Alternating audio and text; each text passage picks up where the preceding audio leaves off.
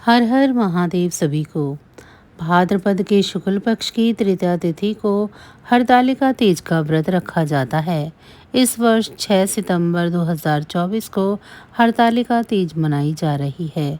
इस दिन सुहागिन महिलाएं पति की लंबी आयु और सुखी दाम्पत्य जीवन के लिए निर्जला उपवास रखती हैं। ये उपवास सभी व्रतों में कठिन माना जाता है, क्योंकि इसका पारण अगले दिन सुबह ब्रह्म मुहूर्त में किया जाता है। इस साल हरतालिका तीज पर कई शुभ योग बन रहे हैं, जिनमें पूजा करने से बच्चों की तरक्की और संतान प्राप्ति का आशीर्वाद मिलता है। पंचांग के अनुसार इस दिन शुक्ल योग बन रहा है, जिस पर गर वर्णिजकरण के साथ हस्त नक्षत्र का संयोग बनेगा। इस दौरान चंद्रमा तुला राशि में रहेंगे। ऐसे में पूजा करने से हर मनोकामना पूरी होती है। आइए पूजा विधि के बारे में जान लेते हैं। भाद्रपद महीने के शुक्ल पक्ष की तृतीया तिथि आरंभ 5 सितंबर 2024 गुरुवार दोपहर 12:21 पर।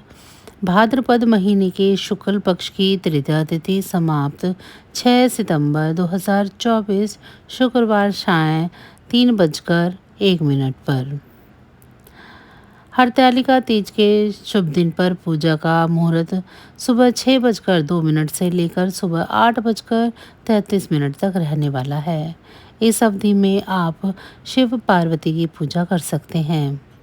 हरतालिका तीज पर पूजा करने के लिए सबसे पहले ब्रह्म मुहूर्त में ही स्नान कर लें, फिर साफ वस्त्रों को धारण करें। शुभ मुहूर्त के अनुसार पूजा की सभी सामग्रियों को एकत्रित कर लें। इस दौरान सुहागिन महिलाएं 16 श्रृंगार के साथ पूजा में बैठें। सबसे पहले शुद्ध काली मिट्टी से शिव पार्वती और गणेश की मूर्ति बनाएं। फिर जहां भी पूजा कर रहे हैं वहां पर केले के पत्तों से मंडप बना लें। उसके बाद गौरी शंकर की मूर्ति को चौकी पर स्थापित करें। अब गौरी शंकर की मूर्ति का गंगा जल पंचामृत से अभिषेक करें। भगवान गणेश को दूर्वा और जनेऊ चढ़ाएं। इस दौरान भगवान शिव को चंदन, मौली, गुलाल, अक्षत, धतूरा, आक के पुष्प, भस्म, अबीर, 16 प्रकार की पत्तियां आदि अर्पित करें। इस दौरान देवी पार्वती को सुहाग की सामग्री चढ़ाएं।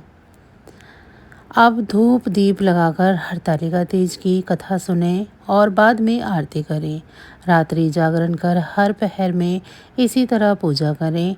आप अगले दिन अंतिम पहर की पूजा के बाद देवी पार्वती को चढ़ाया हुआ सिंदूर अपनी मांग में भर सकती हैं। वहीं मिट्टी के शिवलिंग का विसर्जन कर दें और सुहाग सामग्री को दान में दे दें। इसके बाद आप व्रत का पारण कर लें। आइए चलिए अब आपको हरतालिका तीज व्रत कथा के बारे में बता देते हैं। भगवान शंकर ने माता पार्वती को उनके पूर्व जन्म की घटनाओं से अवगत कराने के लिए ये कथा सुनाई थी।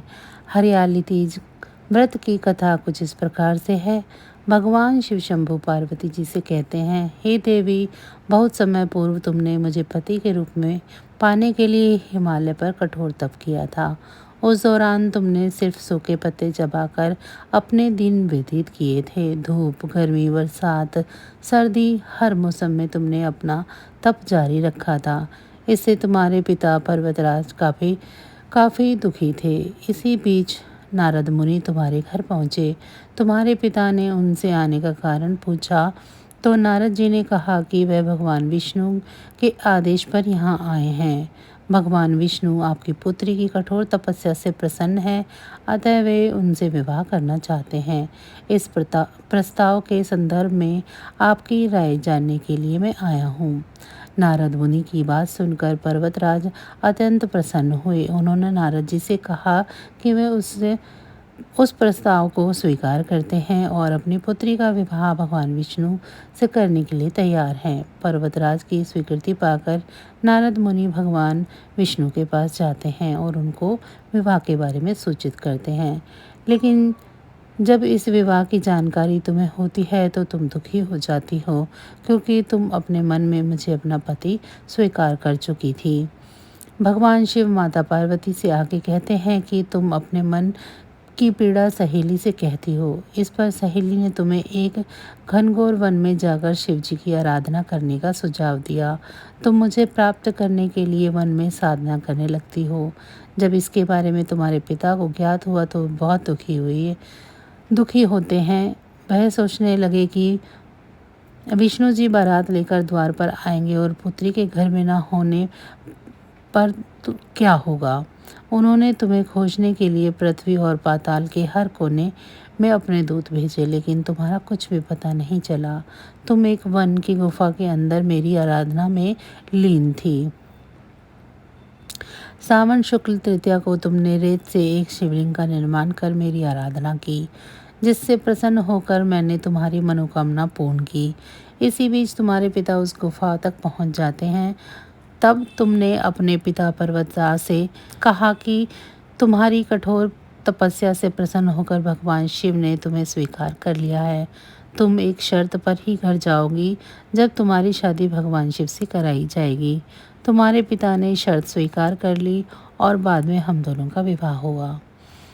भोलेनाथ ने कहा कि हे पार्वती, सावन शुक्ल तृतीया को तुमने जो व्रत किया था उसके कारण ही हम दोनों का विवाह हुआ। जो भी महिला पूरे मन योग से इस व्रत को करती है उसे मैं मनवांछित फल प्रदान करता हूँ। इस व्रत के फल स्वरूप उसे अखंड सुहाग का आशीर्वाद प्राप्त होता है।